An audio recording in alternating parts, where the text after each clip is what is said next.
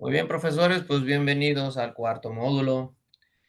Conforme vayamos avanzando, repito nuevamente, vamos a empezar a concatenar y articular las ideas pasadas. Son los módulos que vamos progresivamente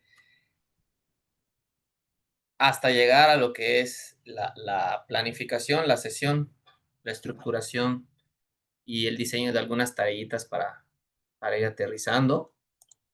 De antemano, nuevamente agradecer su confianza, agradecer el que se encuentren aquí, el que hayan decidido optar por esta capacitación, que como se podrán dar cuenta, venimos nuevamente, porque no es primera vez que tocamos puertas de Sudamérica y Centroamérica.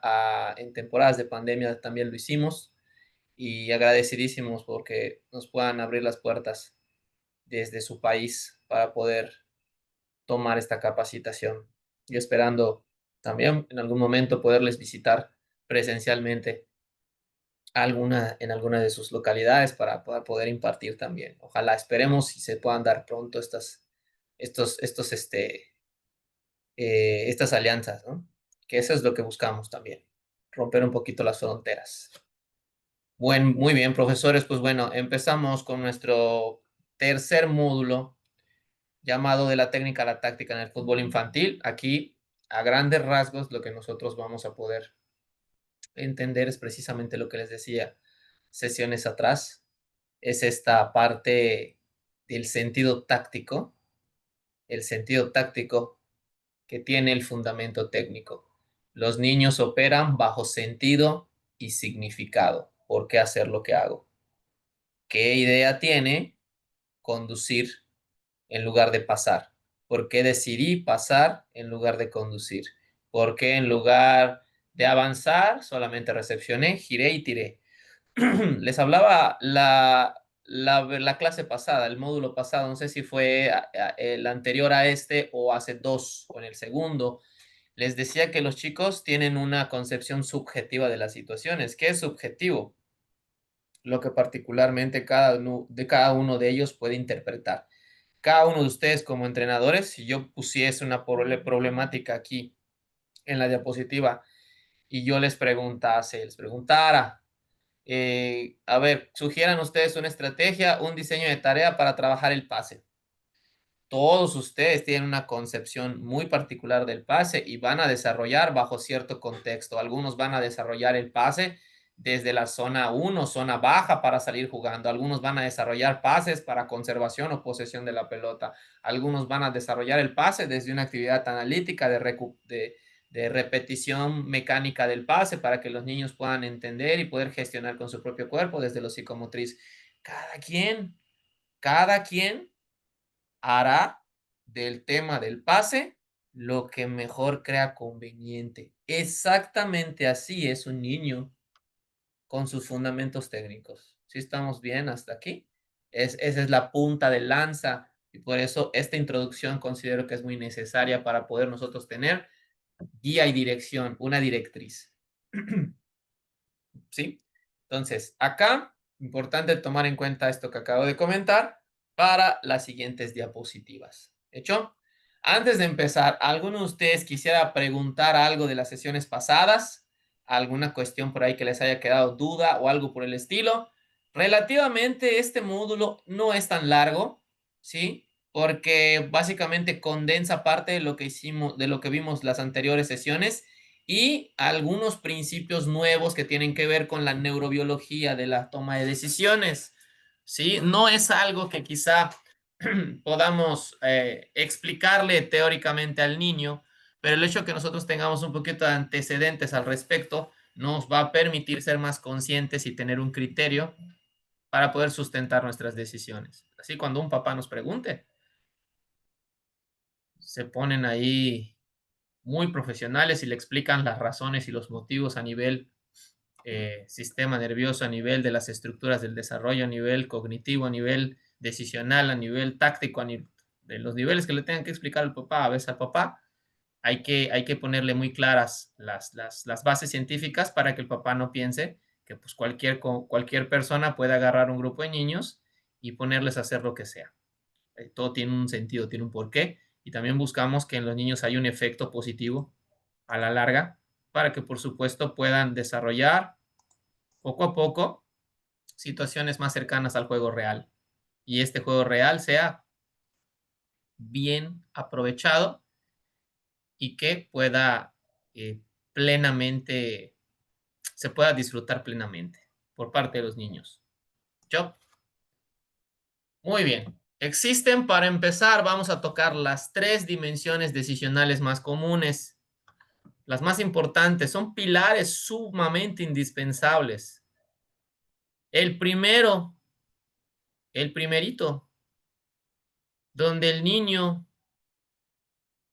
adquiere significado y sentido, el primero que le permite entrar en contacto y ser funcional en las situaciones, diferentes situaciones de juego, es la técnica del que hemos estado hablando y del que será objeto de estudio en nuestra presente capacitación. La técnica es el objeto de estudio en este momento en niños. La técnica es la primera dimensión decisional. Y tú dirás, bueno, y en la parte de un trabajo analítico, ¿dónde estará la parte de la técnica? Bueno, pues muy simple. En la simple y sencilla negociación que el chico hace en cuestiones tónico-posturales, biomecánicas, ¿sí? Coordinativas, para cada vez tener un mejor trato y una mejor relación con la pelota. El chico gestiona todo el tiempo a partir de las diferentes tareas que tú, entrenador formador, le propones. ¿Sí? Es la primerita dimensión y es la base, es la más importante, donde todo adquiere sentido, donde las cosas adquieren un porqué, ya que esta técnica va ligada a la táctica. Entonces, la táctica son trabajos que representan o que en su contexto replican situaciones muy básicas del juego. Puedes hacer un trabajito de amplitud para que el niño aprenda a ser grande en la cancha, puedes hacer un trabajito de profundidad para que el niño pueda desarrollar esta verticalidad, esta progresión hacia el frente, ¿sí? Puedes hacer un trabajito de conservación de la pelota con los niños más desarrollados de 9, 10 años en adelante, que ya pueden gestionar un poquito mejor el espacio, que ya tienen una conciencia social, que saben que en los momentos en los que no se puede conducir es mejor delegar la pelota para que dicha persona que recibe el balón, que a lo mejor está mejor posicionado, pueda avanzar lo que tú no puedes avanzar, conduciendo o con otro pase. Yo qué sé. Ahí está la parte subjetiva decisional. Una vez más, ¿sí? Ojo, mucho ojo con esto. Voy a estar así duro y dale con la parte subjetiva de la toma de decisiones, ¿eh? La parte de la interpretación. O sea, es ahí donde cobra vida la técnica. Ahí es donde la técnica cobra un carácter funcional y ahí es donde la técnica se contextualiza a las diferentes situaciones que pueden presentarse en un partido, en un jueguito, en lo que tú quieras. ¿Sí? Y la estrategia es básicamente la totalidad de cada una de esas tareas tácticas. ¿Por qué? Porque al final de cuentas la estrategia resume el tipo de plan de partido que tú buscas. Si tú quieres un plan de partido, la parte estratégica quizá no tenga tanta complejidad en los niños, en los más pequeños, como son las categorías que ahorita estamos analizando de 4 o 5 añitos a 12. Pero bueno, hay una intención siempre, siempre que el niño gestiona espacios, siempre que el niño realiza movimientos con y sin la pelota, está incorporando nociones, principios y bases tácticas. La antesala, lo pretáctico. Y a partir de esas bases y principios, tú sabes que se va a establecer o se va a construir una estrategia que vendría siendo a nivel colectivo o la totalidad del equipo en cuanto a tu plan de partido. Si quieres que el primer tiempo sean muy intensos, si quieres que en el primer tiempo se juegue a adelantar las líneas, ser muy que se, que se ataque muchísimo en el primer tiempo y tu segundo tiempo sea un poquito más de echar una línea de 5 atrás, o bueno, todas estas cuestiones de las cuales les hablo, los niños todavía no lo realizan, pero en la edad infantil es la base y son los momentos para cimentar las bases para ese trabajo precisamente, el trabajo complejo por líneas, que es lo que ocurre en juveniles. En los juveniles, el plan de partido ya representa lo que es la estrategia como tal y las intenciones y objetivos, ¿sí? De lo que el entrenador o los chicos, los muchachos entre los 13, 14, 15 años para adelante, ya tienen por necesidad practicar. Ese trabajito por líneas, ese trabajito por zonas, ese trabajito en pelota parada, buscando la distracción del rival para poder tomar por sorpresa. Todo esto está involucrado en la parte estratégica. Es el cúmulo de tareas tácticas. Todo lo que puedas practicar con ellos y que los niños saben que en determinado X o Y momento tienen que resolver de cierta manera. ¿Estamos bien hasta aquí? O sea, ¿cómo vamos entonces hasta acá? Las tres dimensiones de la toma de decisiones, decisionales más comunes. ¿Estamos claros? Son tres, muy sencillitas y muy concretas. ¿Bien hasta aquí? ¿Todo claro? Sí, profe. Va, continuamos entonces. Muy bien.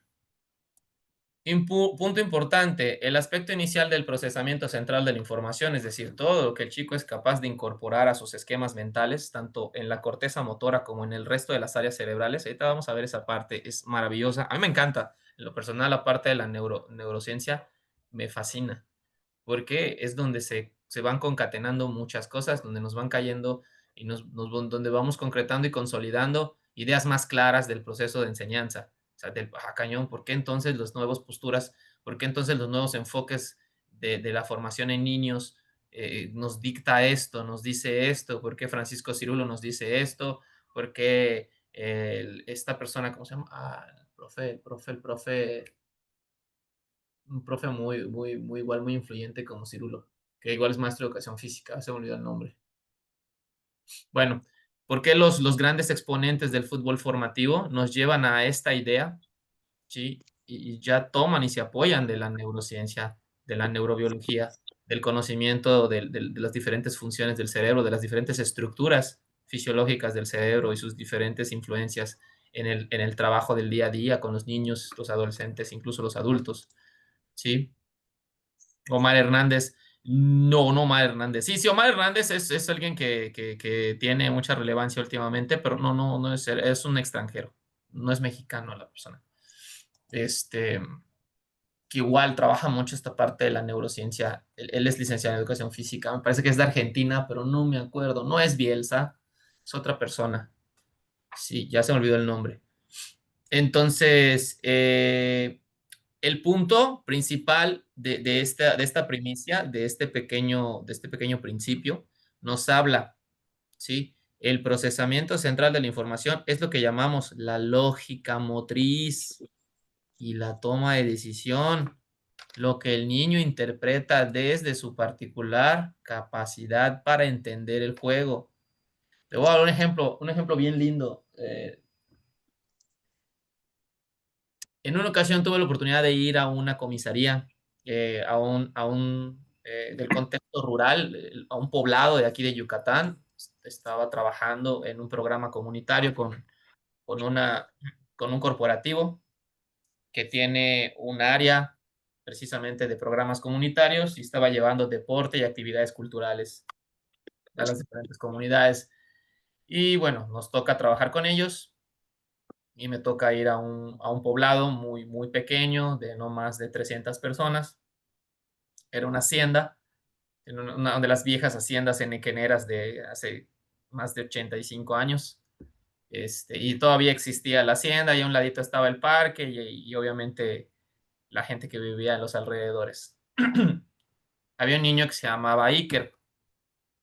Existe todavía Iker, ¿no? Ya está grande. En ese entonces tenía 8 años.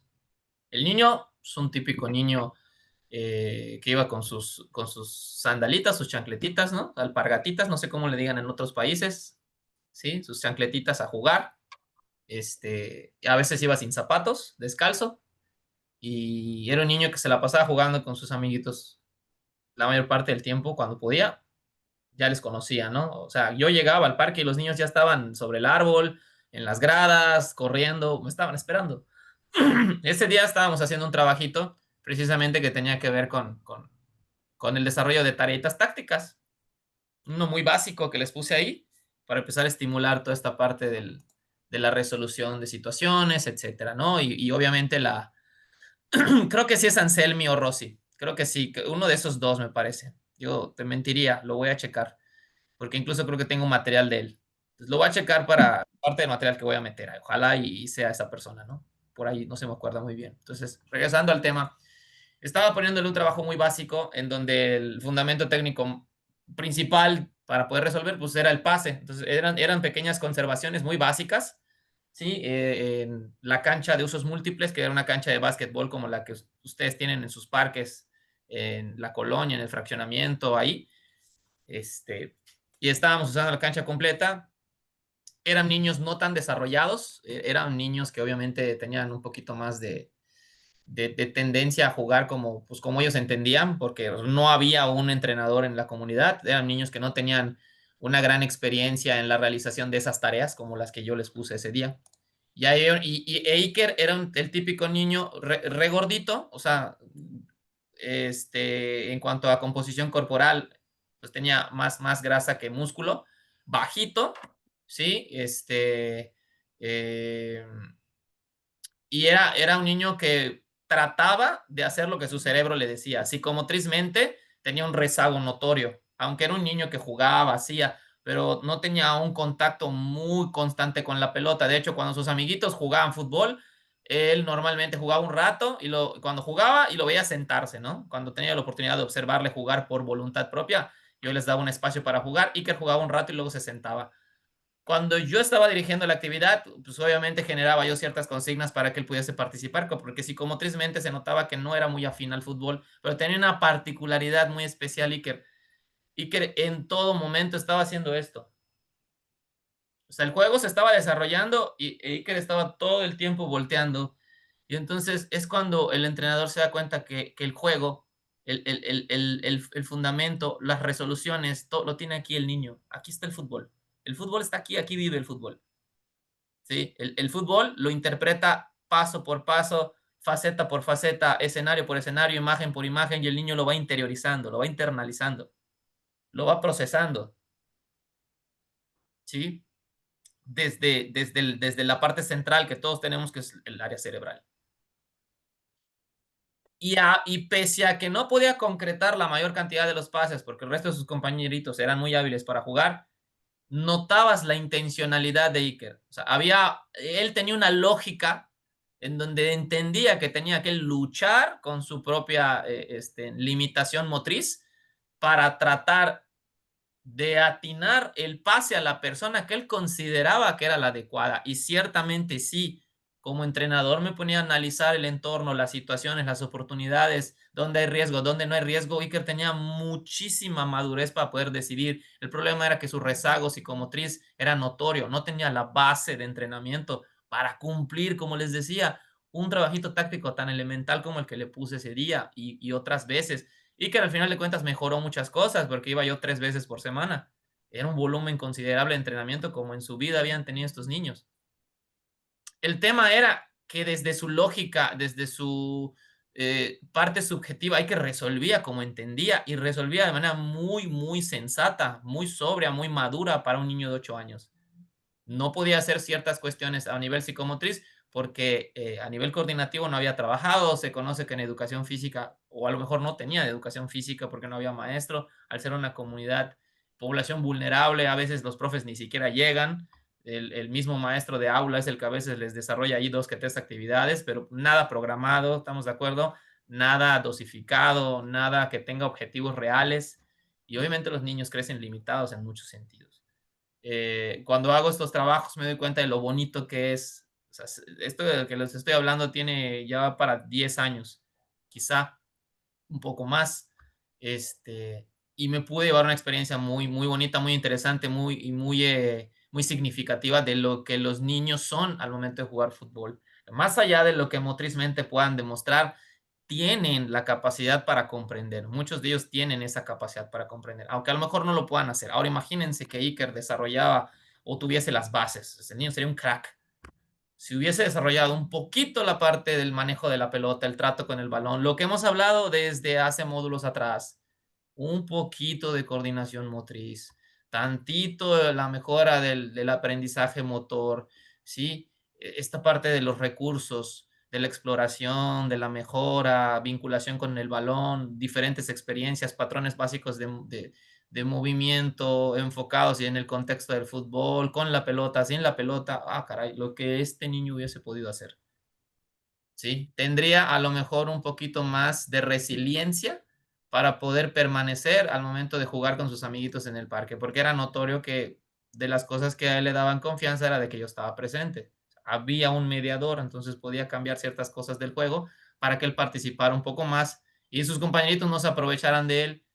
Pero yo lo observaba mucho, obviamente los que más nos interesan pues son estas personas que tienen complicaciones, que quieren, que tienen un deseo muy grande por jugar, pero que tienen ciertas limitaciones. Claro, yo no dudo que a los 8 años Iker no pudiese lograr algo más, estaba en una edad muy temprana, si bien había cosas en cuestión motriz que no había desarrollado, no por eso significa que a los 8 no pudiese, estaba en un excelente momento para mejorar muchas cosas.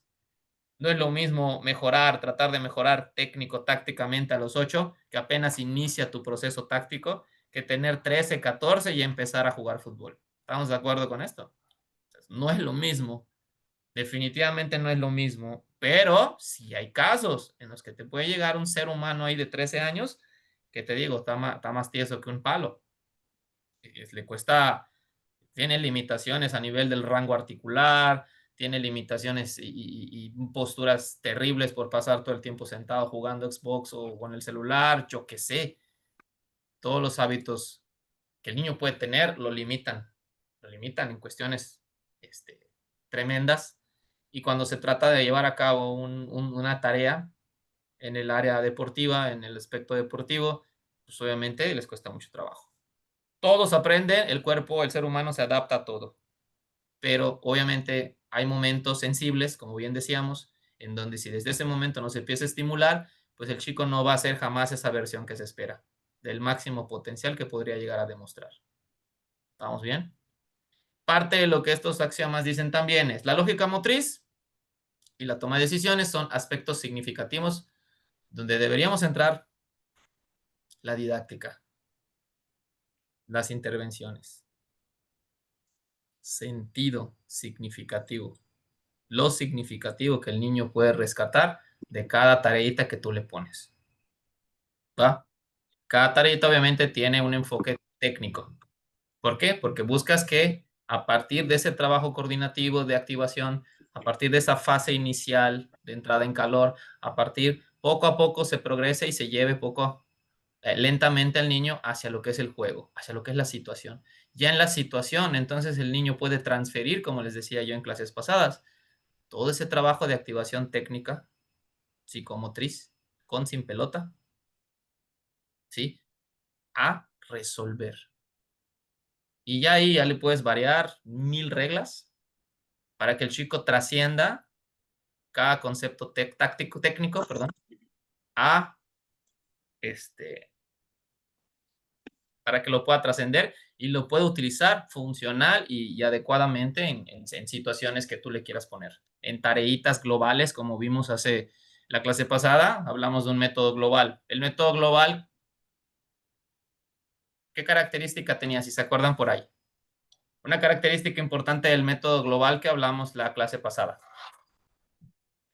Si tú progresas de un analítico en donde estás viendo pase y recepción y lo llevas a un contexto de metodología global, ¿qué haces con el niño? ¿Por qué progresas en la metodología global? ¿Cuál es la principal característica del método global? ¿De acuerdo? Toma de decisión. Exacto, la toma de decisiones. Hasta el niño ya empieza por sí solo a ser creativo, a ser innovador, ¿sí? A reinventarse situación con situación. Y eso ya de entrada es darle un sentido y un significado a cada fundamento o concepto técnico. ¿Estamos bien? ¿Cómo vamos? Bien, Todo bien. profe. Va, Todo bien, profe. perfecto. Aquí está, mire, movimiento humano y regresa como fantasma. Aprendizaje motor. Sí nos estamos dando cuenta cómo se van concatenando los temas de cada módulo a esta cosa. Porque al final de cuentas la expresión máxima del fútbol es el juego en sí. La realidad, el partido de fin de semana, tu juego de interescuadras, que es como tu sparring, ¿no? Tu jueguito en pequeños grupos. Ahí está. Si hablamos de la pirámide que en lo personal yo les presenté de manera muy resumida, muy simplificada, que es el que yo estoy desarrollando personalmente, la expresión máxima de velocidad, el juego tal cual, lo situacional, niveles de presión, de variabilidad, de alto compromiso motor, en donde el chico tiene que leer, dar lectura, decidir qué carta va a jugar y actuar, percibir, decidir y actuar. O sea, las decisiones están acá. La decisión no es la manifestación del movimiento, la decisión no se ve, la decisión es algo interno. Aquí arriba está.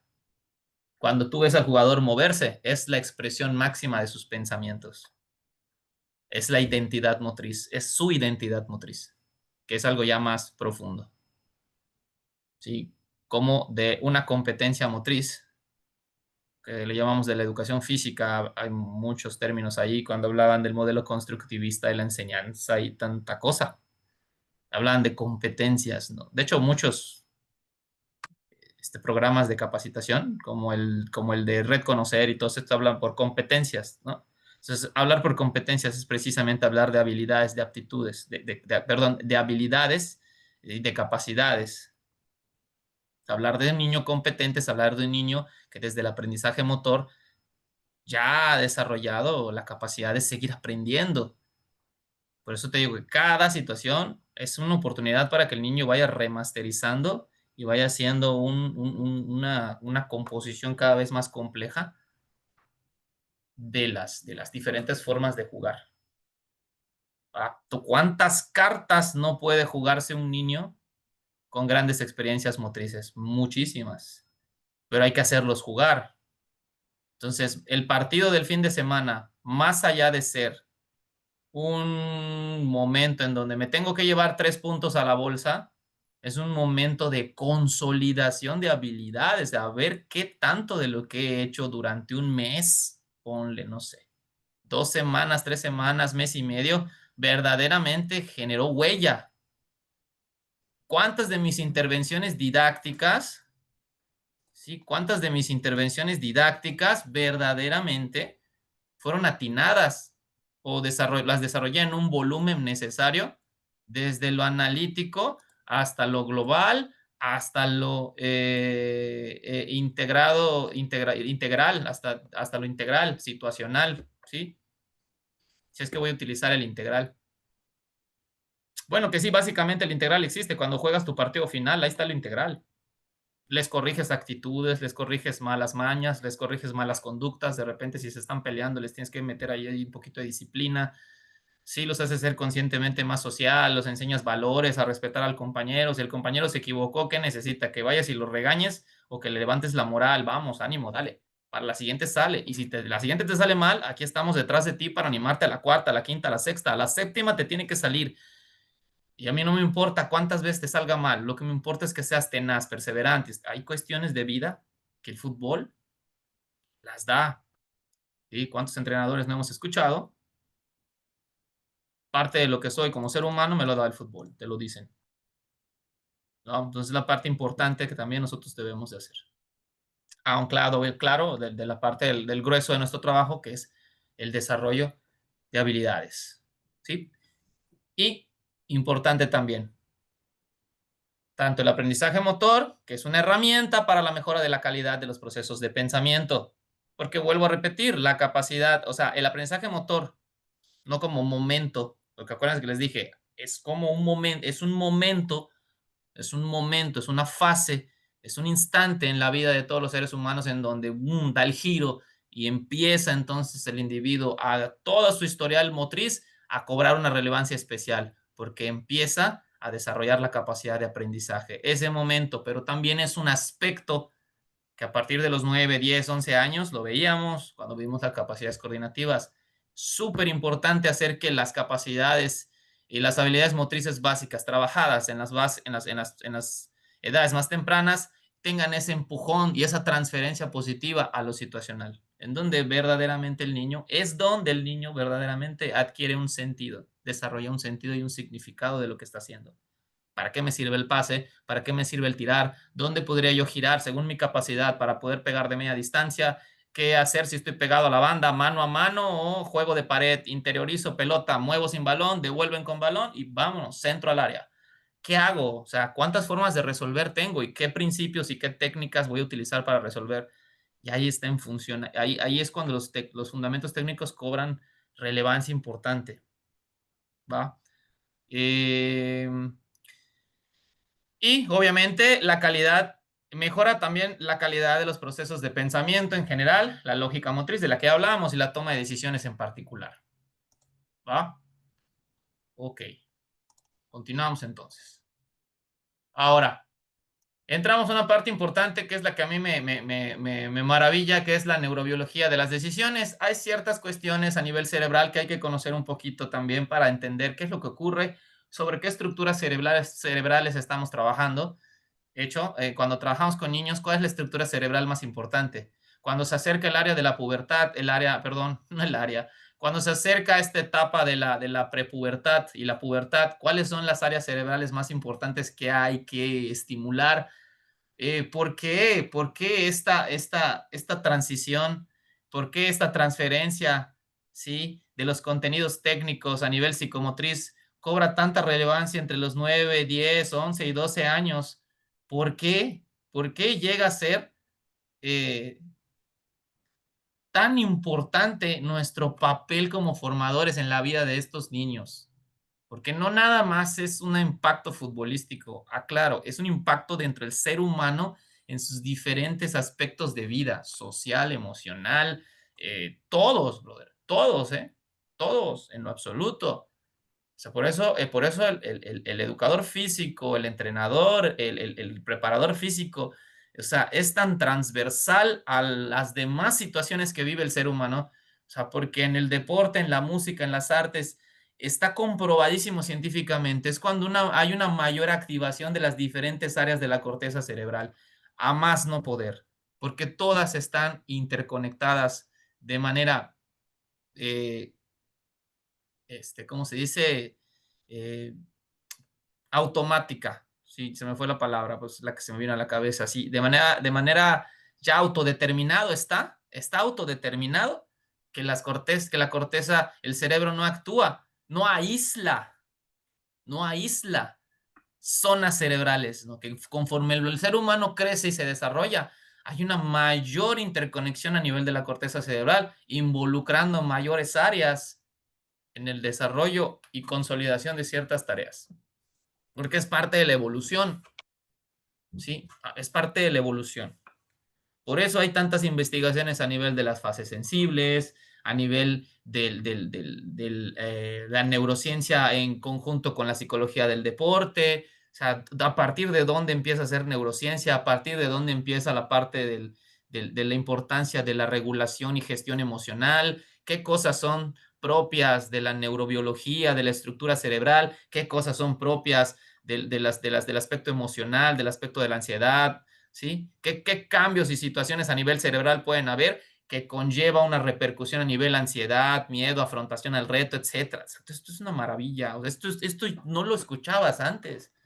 O sea, antes no había esto. En niños, en adolescentes, o sea, la importancia de la dopamina, de la endorfina, del cortisol, en la influencia en los aprendizajes, la facilidad con la que el niño puede aprender en situaciones de estrés o no. ¿El estrés es bueno para los niños al momento de estar desarrollando deporte? Sí, no, ¿por qué? ¿Qué tanto? ¿Qué tanto sí? ¿Qué tanto no? ¿Qué tanto puedes evitar? ¿Qué tanto puedes promover? ¿Qué tanto puedes generar para que el entorno... Por eso hay un módulo 6 que habla de ambientes de aprendizaje, Porque si el entorno no es propicio para que el niño disfrute y aprenda, el chico probablemente aprenda, sí, pero no tanto como debiera. Quizá habrá cosas que por temor, por inseguridad, por falta de confianza al profe, por falta de confianza a los resultados, empieza el niño a hacer empieza el chico a desarrollar un temor natural al fútbol, al deporte, a las situaciones, empieza a tener miedo a afrontar el reto, empiezan muchas cosas. Entonces, cuando el entorno de aprendizaje, que precisamente por hablar un poquito de lo que viene en el siguiente módulo, por omitir lo que es confeccionar un correcto aprendizaje, un correcto ambiente de aprendizaje. Por omitirlo, limitamos el desempeño del chico en muchísimas cuestiones. ¿Sí? Y esta parte de la neurobiología tiene tres cuestiones cruciales, y hace tres preguntas. ¿Cómo son las valoraciones subjetivas de las opciones aprendidas, almacenadas y representadas? El ser humano tiene imagen, se le graban las palabras, se le graban las emociones ancladas a esa situación. Porque si tú te imaginas ahorita, si yo les digo a ustedes, a ver, traigan a su mente el mejor recuerdo futbolísticamente hablando cuando estaban así en su prime, ¿qué sienten? Tu mejor gol, tu mejor jugada, cuando se coronaron en algún torneo, como jugador, ¿qué sientes? Traes eso a tu mente y ¿qué sientes? A ver, cualquiera que me diga.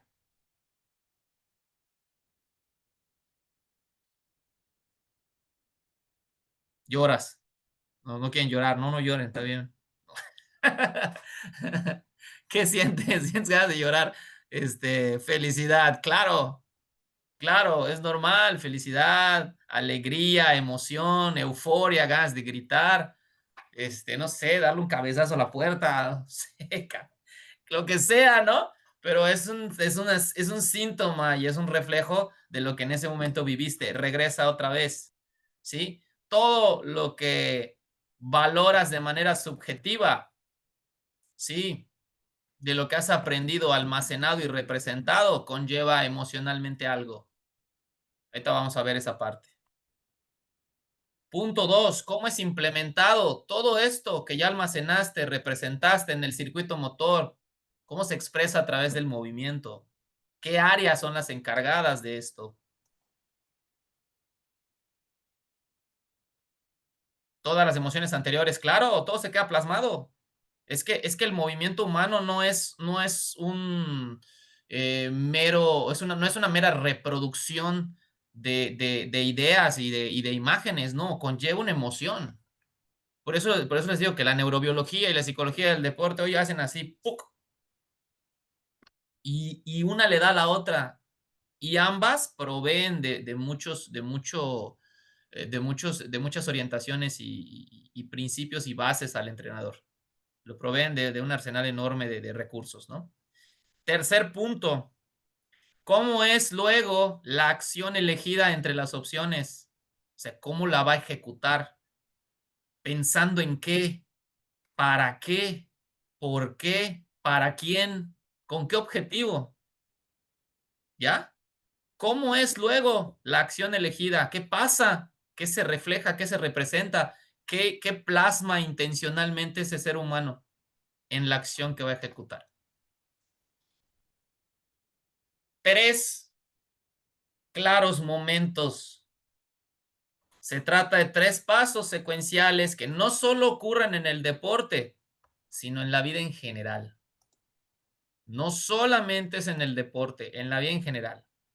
Y hay tres cosas importantes. La valoración, tasación. ¿Qué es esto? Tomar en cuenta los probables resultados. Esto es una tarea multicomportamental. Es implementada por la corteza ventromedial, prefrontal, bla, bla, bla. Estamos muy, muy domingueros, ¿no? Vamos a enfocarnos a esta área para que no nos pongamos tan médicos del deporte. Aquí está el área prefrontal del cerebro, muchachos y muchachas. Ah, no, aquí está, perdón. Estoy viendo el cerebro al revés. Discúlpenme. Ya ven. Aquí está. esta famosa área prefrontal no se desarrolla o no empieza a desarrollarse para intervenir en procesos de tasación y valoración como tal hasta después de los 9 años en mujeres y hasta después de los 10 y medio, quizá 10 en hombres, porque acuérdense que la pubertad empieza antes en las damitas. Entonces, por eso, cuando tú ves a una niña en medio del relajo de los varones, normalmente la niña los ve como bichos raros así de que, ¿qué les pasa a estos changos orangutanes, no? Así como de que, compórtense. O sea, las niñas son un poco más civilizadas que el varón en edades de 10, 11, 9, hacen menos babosadas, o incluso son un poco más, se regulan un poco más en sus comentarios, piensan más antes de hablar. No todas, de repente hay unas un poquito ahí impulsivas, pero la mayoría de las veces las niñas empiezan a tener más conciencia de lo que ocurre, de la consecuencia de hablar sin pensar, de hacer sin pensar. O sea, la niña es un poquito más, pero esta área en especial es la encargada en valorar, en hacer esta tasación, en analizar las consecuencias a los posibles actos y sus resultados, ¿sí? ¿Qué consecuencia tendrá si hago X o Y decisión al momento de jugar? Ok, probablemente pierdo el balón o probablemente el balón cruza y rompe la línea defensiva o el balón probablemente si lo envío hacia la banda, mi compañera va a seguir de largo. Hasta para jugar, yo tuve recientemente la oportunidad de llevar al equipo de futsal a varonil y al femenil a la eliminatoria de zona, en donde habían otras 7 escuelas, en total 8 varonil, y otras 7 escuelas, en total 8 femeniles. Y te das cuenta que las mujeres son más organizadas y los varones juegan como Dios les da a entender, o sea, son un poquito más impulsivos, más viscerales, son un tanto menos previsivos. ¿Por qué? Porque obviamente esta área prefrontal se encarga precisamente de eso, de regular las conductas y los comportamientos, multicomportamental. Si no, si esta área del cerebro eh, este, estuviese desarrollada en edad secundaria, sí, a los 13, 12, bueno, otro tipo de comportamientos verías.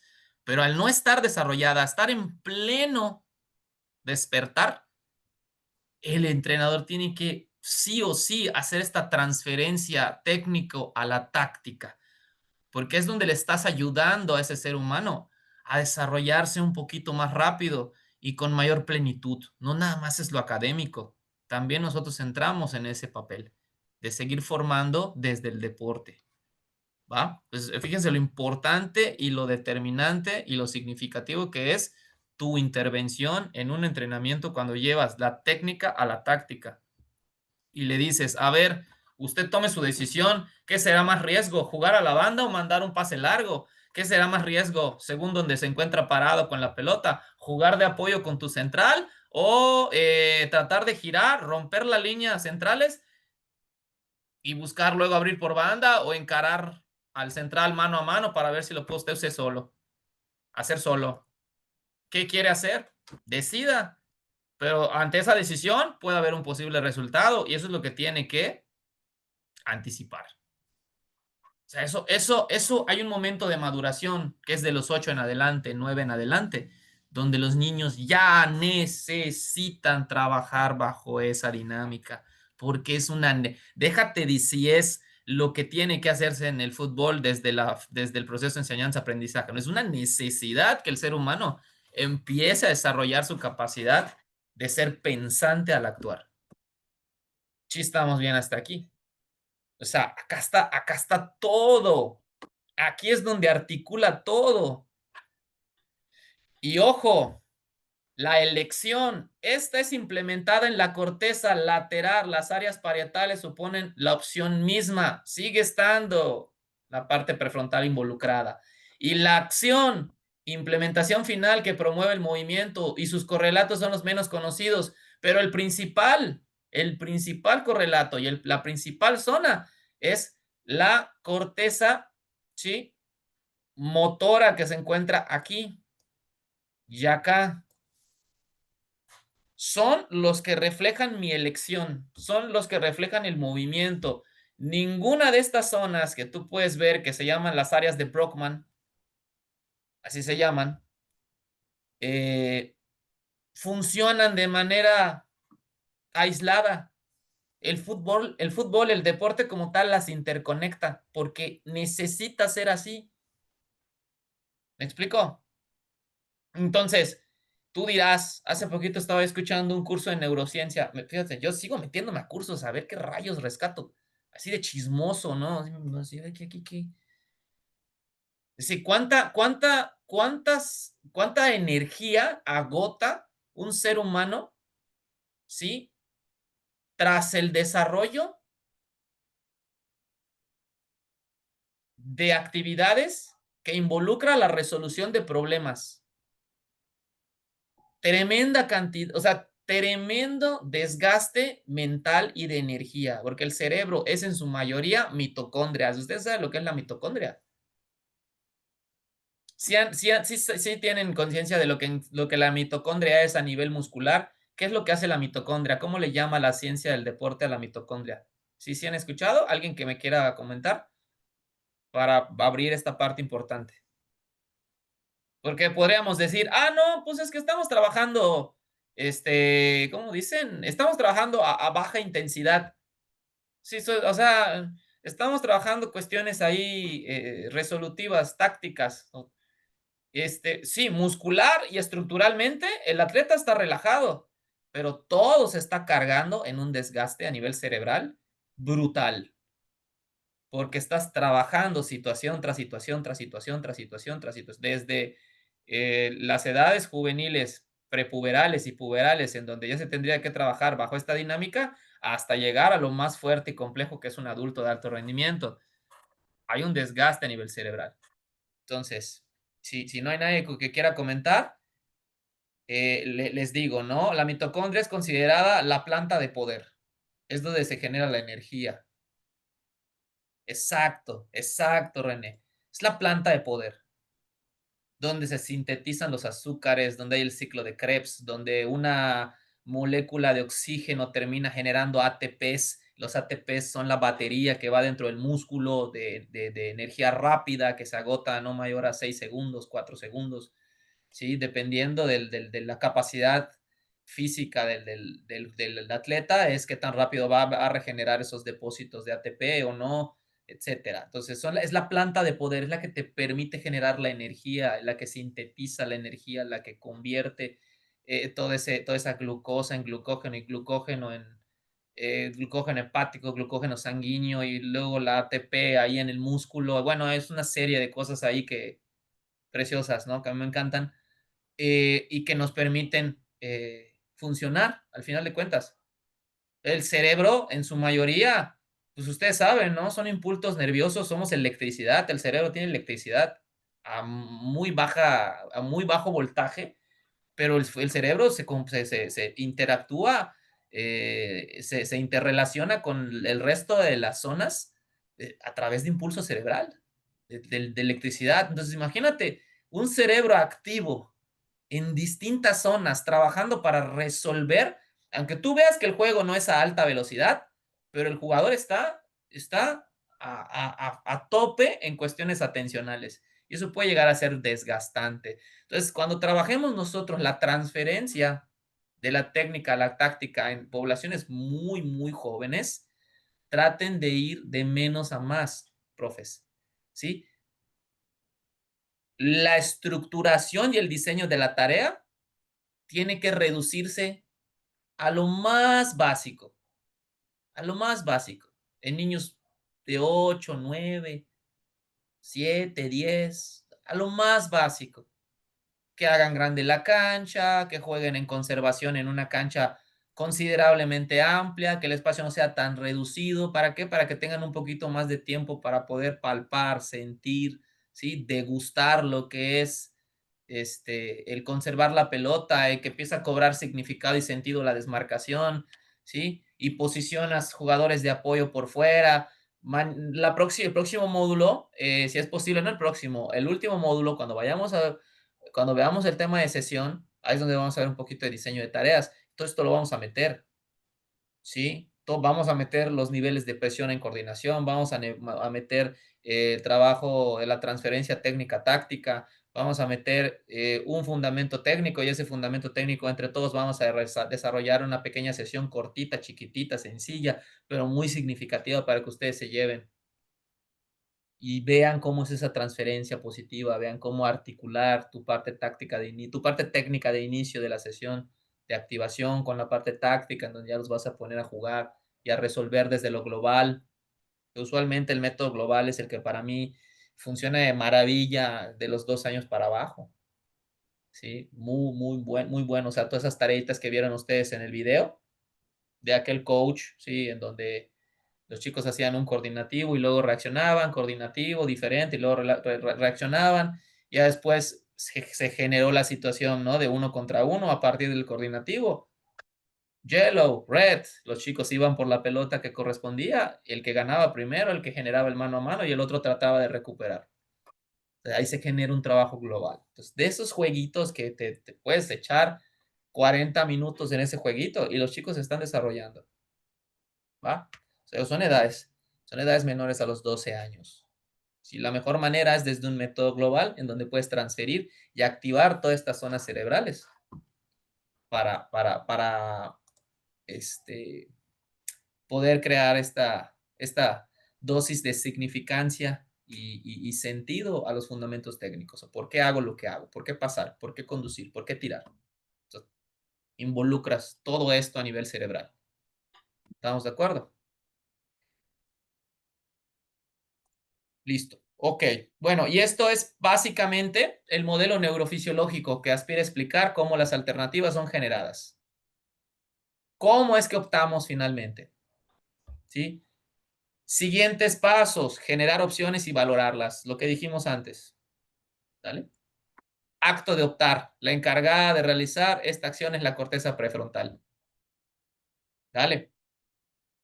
Y en generar opciones y valorarlas también está la zona prefrontal, pero la zona prefrontal se extiende en un área bastante amplia, ¿sí?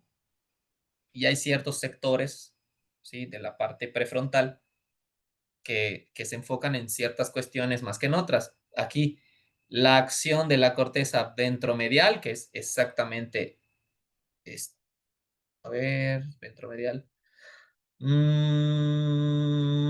Ok, entonces estoy en lo correcto. Se ubica siempre en esta zona, ¿vale?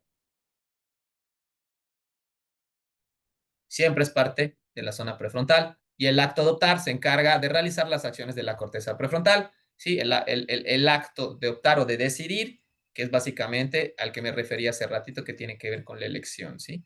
Y la implementación de la opción, que es la acción misma, el movimiento, lo que yo veo que hace el jugador. ¿Va? Y después de esto hay un análisis del proceso. No existe un centro único de procesamiento, sino que es dependiente de múltiples áreas. ¿Esto qué significa? La famosa retroalimentación. ¿Me salió? ¿No me salió? Y si me salió no tan bien, ¿qué tengo que cambiar para que me salga mejor? Esto es una intervención meramente pedagógica que hace el profe, ¿eh? O sea, de esto que estoy diciendo, ustedes lo hacen todos los días y en cada momento. Ok, te salió mal, sí, no. ¿Y cómo tendrías que resolver? Acuérdense, chicos, de lo que vimos la semana pasada. Acuérdense, chicos, de lo que vimos ayer. Hay un juego de apoyo hacia atrás. Tengo todo el equipo rival replegado. Ya no tengo espacio para pasar. ¿Hacia dónde juego ahora? Y el chico está pensando, ¿no? Está pensando. Como que se le va el wifi, como que regresa, como que está pensando. A ver, propone algo, genera algo, provoca algo. Y el chico juega o conduce o intenta X o Y cosa. Lo que sea es bueno, profe, porque al final de cuentas está implementando una opción resolutiva. De todas las que está pensando, está poniendo a prueba carta A, carta B, carta C, carta bla, bla, bla, se puede jugar hasta la Z. Y él va a tener que entender qué es lo mejor para sí, para el equipo, para la situación, para las condiciones. Esto ya ni siquiera es del profe. Esto ya es de que él aprenda a conocer su contexto interno en lo futbolístico, en lo que pasa. ¿Hasta acá estamos bien? ¿Cómo vamos? ¿Cómo vamos, muchachos? ¿Dudas, comentarios?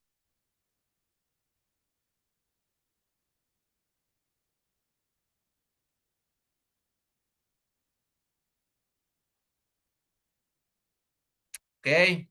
¿Algún comentario? A ver, estoy bien en el chat. Todo bien, ok. Ok, para ustedes, ¿qué tan importante o cómo ustedes han podido trabajar la parte anímica o emocional en los niños? ¿Quién quisiera contarme una anécdota? ¿Cómo le ha ayudado a algún jugador a gestionar el miedo o la ansiedad? A ver, ¿quién quisiera comentar algo al respecto?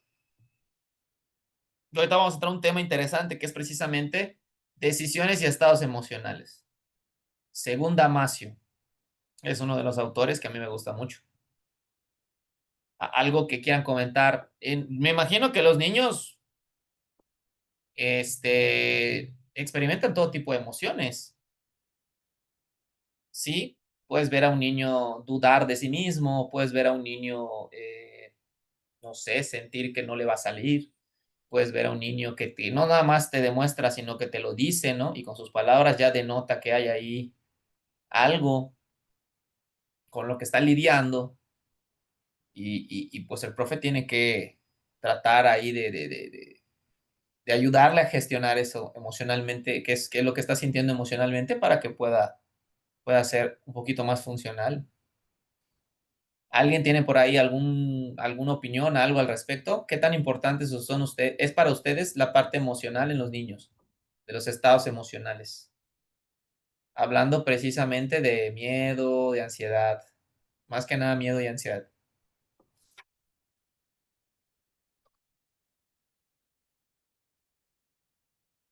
René nos dice, yo a los niños les comento que la primera batalla está en la cabeza, perfecto, y que hay que pensar positivo e intentarlo, excelente, ¿sí? Al niño hay que darle certeza, certeza. El adulto es usted, soy yo, somos todos, ¿no? Aquí estamos puro adulto.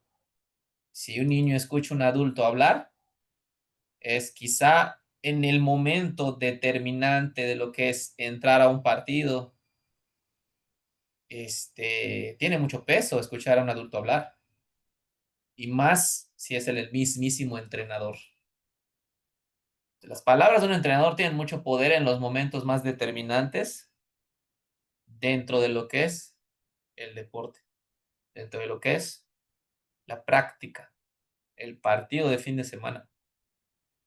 Es súper importante que el profesor le dé certeza de lo que debe esperar de sí mismo ese niño, para que entonces él pueda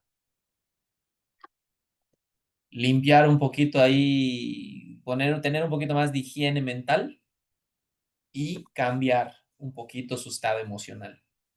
Las emociones son reflejo de lo que pensamos, ¿eh? Entonces, esto que el profe dijo, la primera batalla está en la cabeza, tal cual. Si yo estoy experimentando todo tipo de disturbios emocionales, es porque mi cabeza está llena son como que están aleteando los murciélagos, ¿no? Está ahí, es un enjambre de abejas, de 1000 pensamientos a la vez, y no sé enfocar cuál es el bueno, cuál es el que me va a ayudar. Yo a los niños les comento, a ver, el profe agregas, ¿no, René, aquí? Ánimo para que salga con mayor seguridad. Al niño se le debe generar confianza en sí mismo para generar autoconfianza. Exactamente. Ustedes conocen a los chicos mejor que cualquier persona en cuanto a lo que es lo deportivo, ¿sí? En el aspecto deportivo ustedes lo conocen mejor que el papá. ¿Por qué? ¿Por qué, pues? ¿Cómo es que pueden conocer con plenitud a una persona y saber cómo va a reaccionar ante X o Y situación? ¿Cómo puedes tú prever? ¿Cómo puedes tú anticipar? Porque conoces al individuo desde una temporada ya, o dos, o yo qué sé. Entonces, sabes qué esperar de ese ser humano en ciertas situaciones. O sea, hay niños, ¿sí? En donde el riesgo como sentimiento es de cierta manera desproporcionado. Pero déjate de si la parte deportiva ha derivado o ha provocado este sentido de riesgo desproporcionado. que es de cierta manera la suposición imaginaria de que las cosas van a salir mal, aunque sepa, aunque haya entrenado, aunque haya hecho tremendos entrenamientos, aunque mis interescuadras sean wow, de ensueño, llega el partido y ¿cuántos de ustedes no han visto que el niño desaparece del terreno de juego? Se pierde. O sea, no es el niño que viste en el interescuadras, que peleaba, que recuperaba, que era líder, que hablaba, de repente suscita una situación, ¡pum! Se apagó la flama, desapareció. Como cuando al cerillo se prende y le haces así con tu saliva, no, listo, se acabó, se fundió. Y no entiendes por qué. ¿Alguno ha pasado por eso? ¿Que ha observado ese fenómeno? Este, por aquí dicen, al niño se le debe generar confianza, ok. A veces cuando dicen que no quieren realizar una tarea porque nunca han practicado foot, les digo que no lo sabrán hasta que no lo practiquen, ok. Eso es, confírmalo por ti mismo, ¿no? Y realmente si no puedes, pues aquí estoy para ayudarte. Tus compañeros, esa parte del gestionar un ambiente de cordialidad, que los compañeros no se burlen, que lo apoyen, o sea, eso es oro, ¿no? Hay que haya códigos de ética dentro del grupo. La práctica hace al maestro y me pongo desde ejemplo que estaba en su lugar cuando inicié y ahora ya puedo realizar muchas cosas. Perfecto, perfecto. Entonces, regresando al tema, si han ustedes experimentado, vivido o han presenciado esta situación, el crack en el entrenamiento es una maravilla y de repente en ciertos partidos desaparece. Se borra, se consume, no sé cómo decirlo, ¿no? Simple y sencillamente no pesa su presencia. Y tú en el entrenamiento lo veías increíblemente bien, ¿no? Y esa aptitud, ese talento lo tiene. No sé si alguno de ustedes han vivido esta situación con alguno de sus pequeños, de sus niños, con los que entrenan.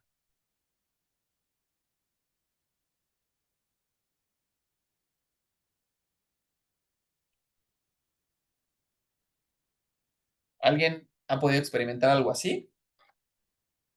Esto es más común de lo que parece, ¿eh?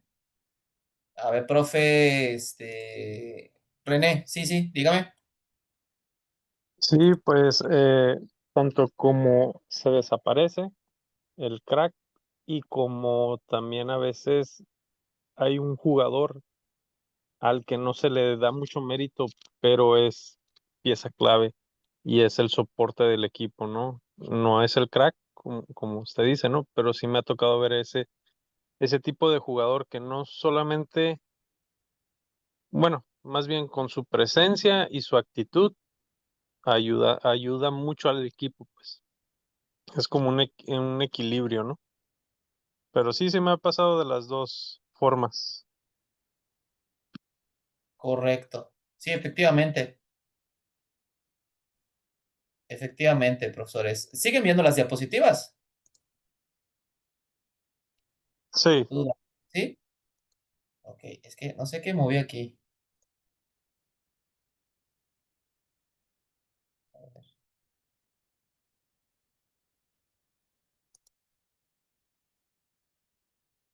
Perdón, perdón.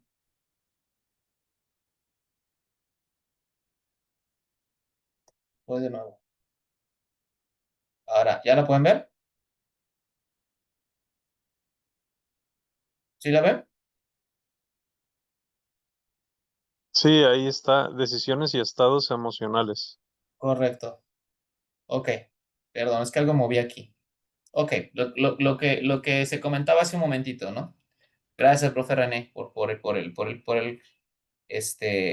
comentario. Aquí el punto importante que me gustaría destacar dentro de lo que ya leímos, lo que comentó el profe René muy atinadamente, lo que está comentando ahorita José Miguel, el niño se bloquea y le ganan los nervios o el miedo. Efectivamente, estas cuestiones de lo que decía el profe René respecto al niño crack, él decía algo, Guardiola, que es tremendamente cierto, y es cuando empiezan a caernos los axiomas y eh, ¿cómo se dice?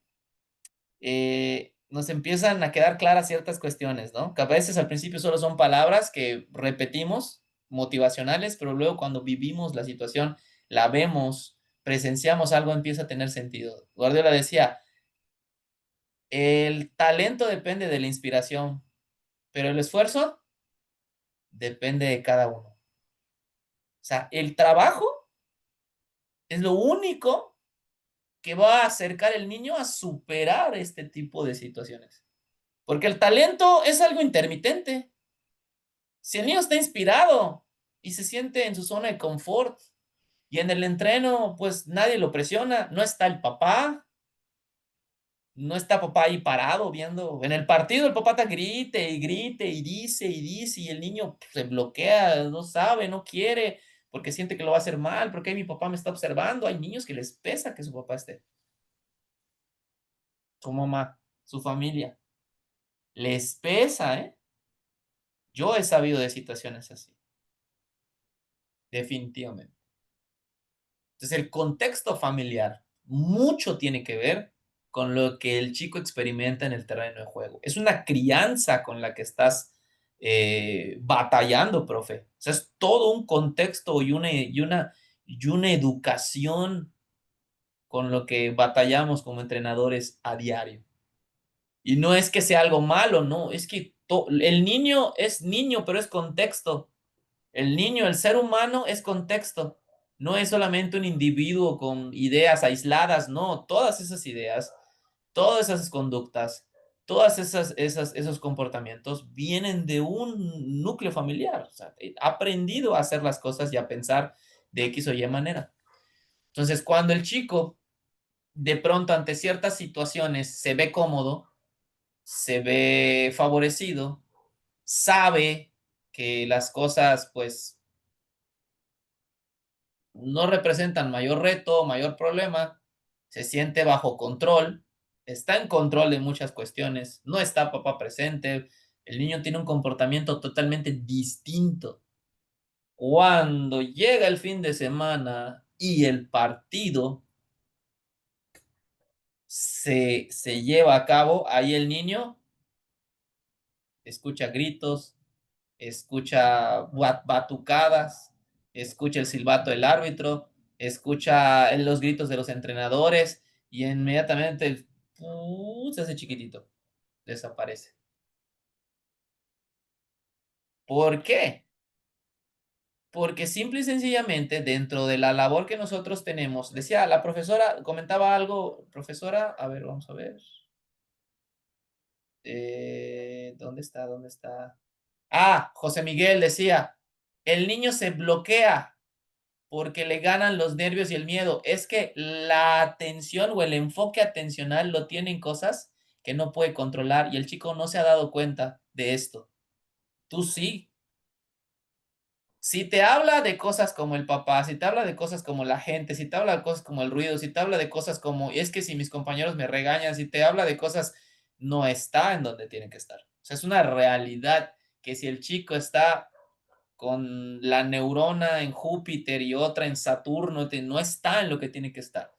Entonces, la ansiedad y el sentido de riesgo se ven, los alimenta en demasía y se lo comen vivo. Y cuando tiene que ser un niño descarado, comprometido, así, revulsivo, ¿sí? Una bujía como en el entreno, ya no tiene la capacidad cerebral, ya se fundió su cerebro, profe.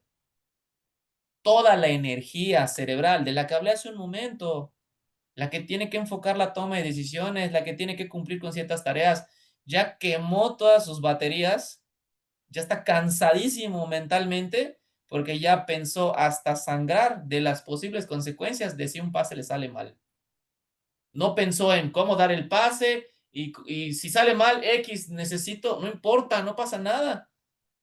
Mi tarea es seguir intentando y seguir tratando y seguir buscando y hasta que el balón cruce entre líneas y conducir y recuperar, porque juego como mediocampista tal vez. Entonces, esa escuela, muchos de nosotros la empezamos a recibir del fútbol. Esa escuela de vida la empezamos a adoptar en el mismísimo deporte, desde el deporte. La capacidad para decidir, gestionando ciertos estados emocionales, canalizándolos, bloqueando ciertos canales, ¿sí? Que me impiden concentrarme en lo que tengo que hacer. Esa es la clave de todo. ¿Dónde pongo mi foco atencional? ¿Va? Entonces, a veces, entre muchas de las situaciones que yo recomiendo es que las juntas con papás sean juntas que vayan un poquito más a fondo, no tanto en avisos, sí, importante, ¿no? Los avisos del club, los proyectos, lo que viene, la temporada, los pagos, sí, pero más allá es hablar de los niños, de lo que necesitan los niños. Y entonces el papá va a empezar a notar que hay un grupo de profesionales que se basa en la ciencia, hay un staff de entrenadores que no nada más hace por hacer, está consciente de quién tiene enfrente y de que pretende sí o sí protegerlo, cuidarlo y desarrollarlo, porque para eso les cobra al papá, para eso el papá paga, para que tú marques la diferencia en ciertas cosas.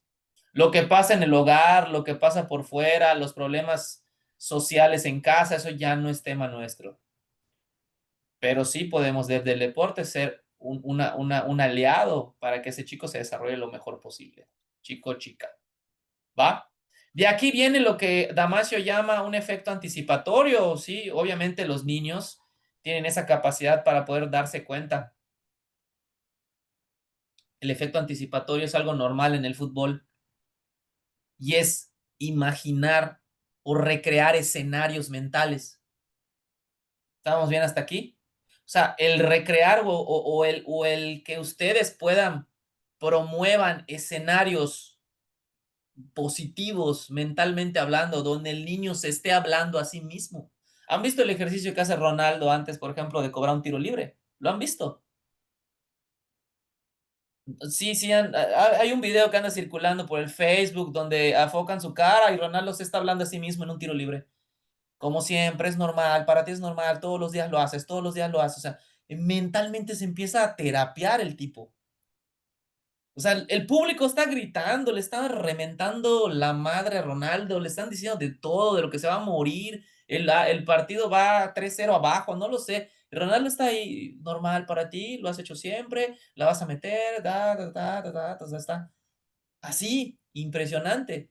Eso es educación. O sea, cuando un individuo hace eso consigo mismo, habla de que su capacidad para anticipar está íntimamente ligado a lo que es capaz de visualizar que va a ocurrir, a los hábitos, a lo que ha experimentado en el entrenamiento, a lo que el entrenador le ha dicho, sí, a ese hábito de enfocar la atención en lo que tiene que hacer. Simple, ¿va? Y si falla, habrá otra oportunidad, ¿sí? Sí, es genial, ¿no? Porque este diálogo consigo mismo, que la psicología del deporte le llama diálogo positivo, es una serie de retroalimentaciones que destaca al niño en sí mismo las virtudes que tiene. Por eso es importantísimo, importantísimo, ¿sí? Que los chicos,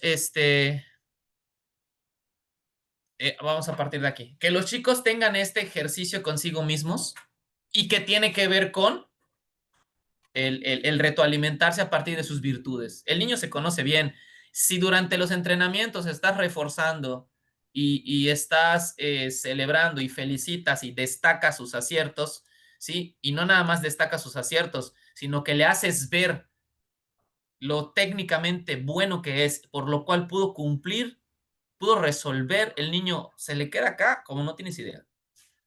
Es impresionante la capacidad que nosotros tenemos para fijar una idea en el niño que promueve un autoconcepto positivo. O sea, soy buen elemento.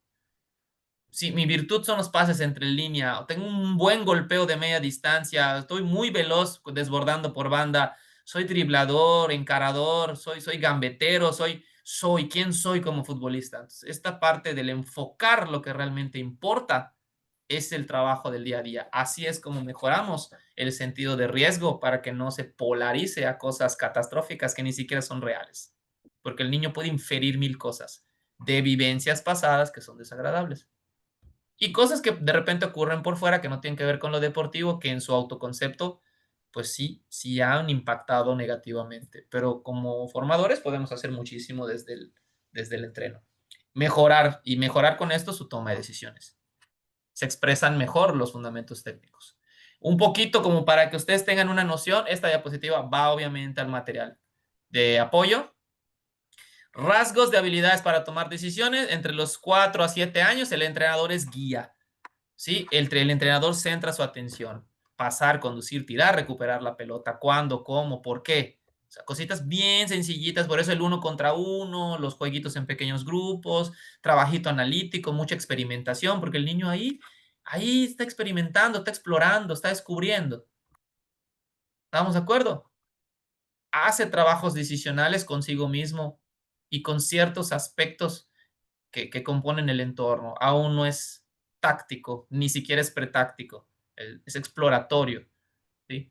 Punto B, ordena alternativas según la probabilidad que tenga para pasar, para ocurrir, para producirse.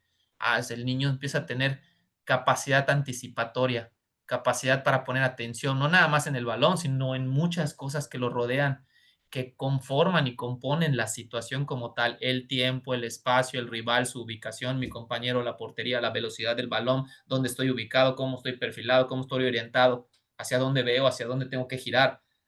O sea, todo eso, de los 8 a los 11, vean las edades, ¿eh?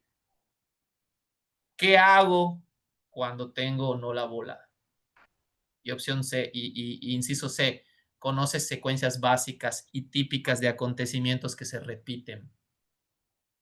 Secuencias, muchas veces. Visualización y autodiálogo, de 12 años en adelante. Estos rasgos nos permiten llevar al niño, desde nuestra intervención didáctica, a codificar bajo aspecto de significado y fin, que es lo que les dije durante todo el módulo, ahorita, hoy, ahora, en este instante. Se resume en esto, ¿sí? Ok.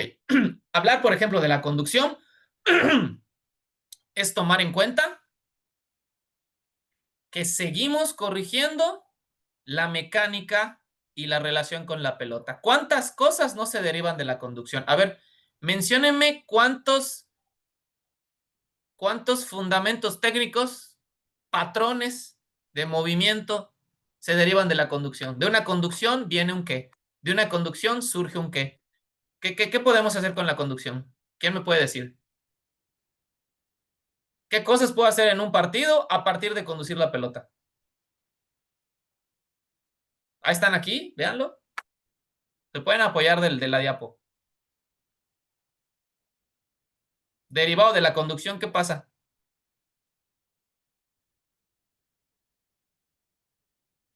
A ver, René. Pues puedes llegar a abrir el campo, ¿no? Si yo conduzco el balón, salgo con balón conduciendo y alzo la cabeza, tengo la visión de poder ver a mi equipo y poder, ya sea, seguir conduciendo, dar el pase, apoyarme con un compañero para hacer una pared, o depende, pues. Pero básicamente es todo, ¿no? Mantener el balón, conducir el balón y hasta driblear si ocupas burlar a uno y salir adelante, ¿no? Con el balón. Exacto. De la conducción se deriva los cambios de dirección, un dribbling, un cambio de ritmo, un desborde por banda. De la conducción te deriva un rompimiento de líneas. De la conducción se deriva un desborde por banda. De la conducción se deriva un mano a mano. De la conducción se deriva... ¡Újule! ¿Cuántas situaciones no se derivan de la conducción? Y aquí la pregunta del $1.000.000. Y entonces, ¿el fundamento técnico es capaz de provocar situaciones tácticas? ¿Sí o no?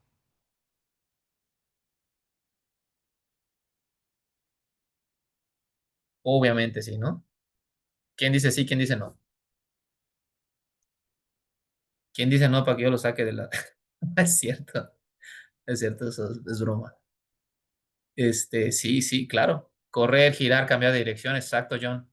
Exacto, John. Sí, efectivamente.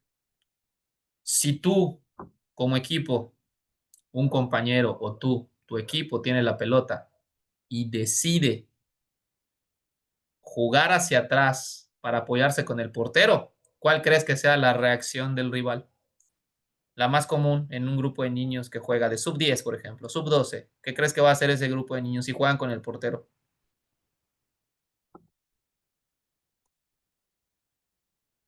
atacar, presionar.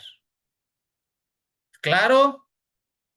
Y si tú a tus niños les enseñas que presionar por parte del rival es un sinónimo o es una reacción de atraer al rival para que libere espacios a la espalda de esa primera línea de presión, si tú le haces entender eso y logran conectar con uno de tus mediocampistas, ¿qué crees que va a pasar? ¿Rompes la primera línea de presión?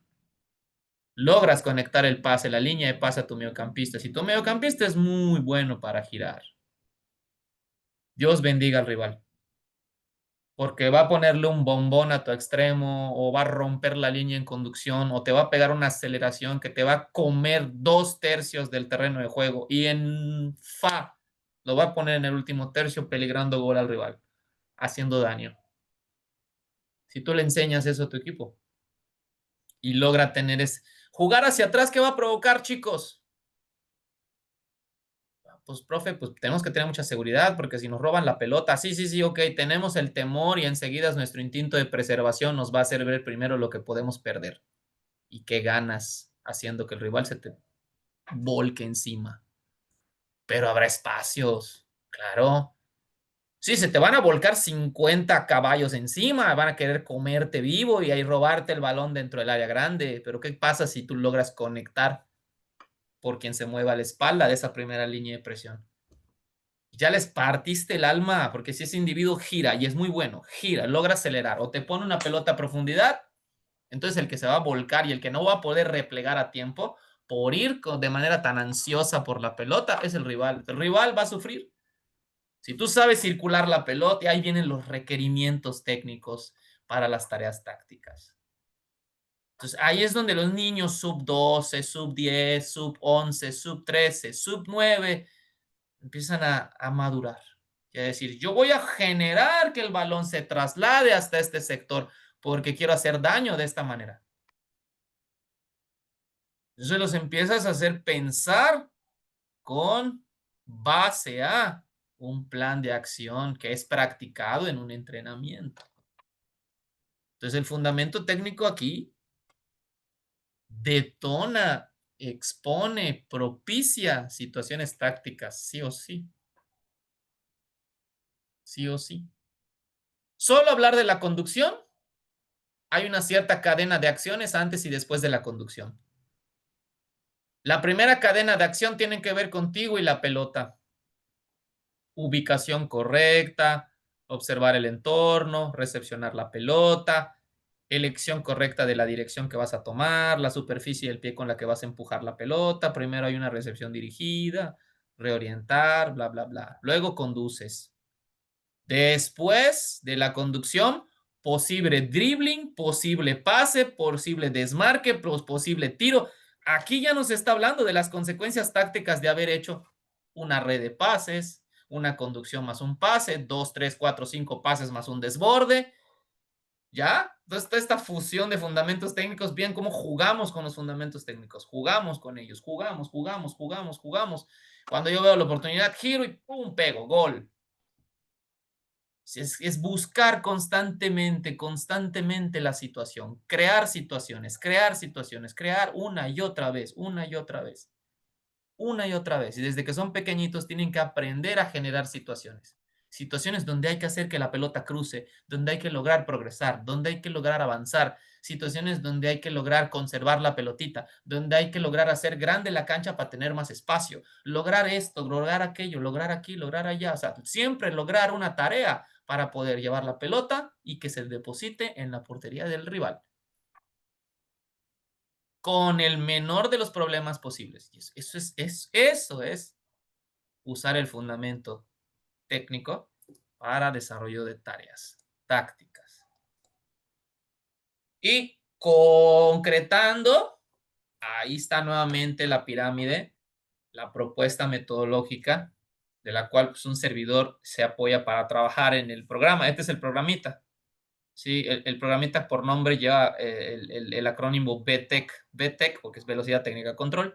Entonces tiene sus 3 pilares y ahorita pues ya podemos entender un poquito más, tenemos más contexto de lo que hay detrás de esta propuesta.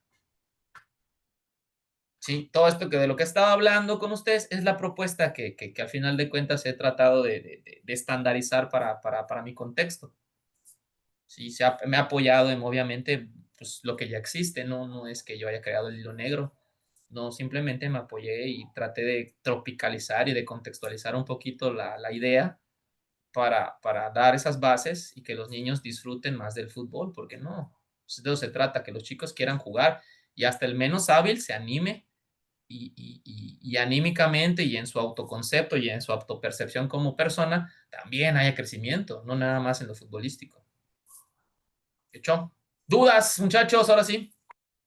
Hemos finalizado el módulo 4 satisfactoriamente a mi punto de vista. ¿Sí quedó claro esta parte de la transferencia de técnica táctica, etcétera, etcétera?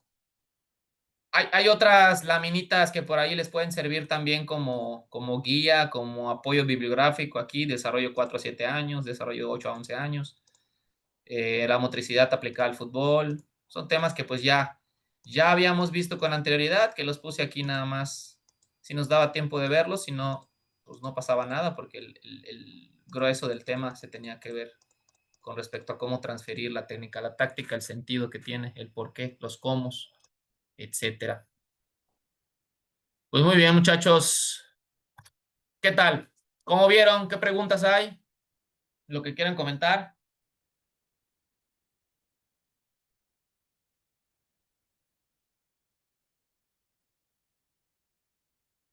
Eh,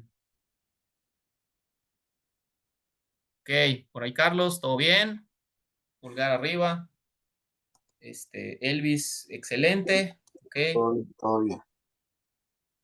va, muy bien, muchachos. Daniela, pulgar arriba, volando. Por ahí se eleva un pulgar arriba. Ok, chicos, pues bueno, agradecerles nuevamente su atención. Voy a pausar la grabación.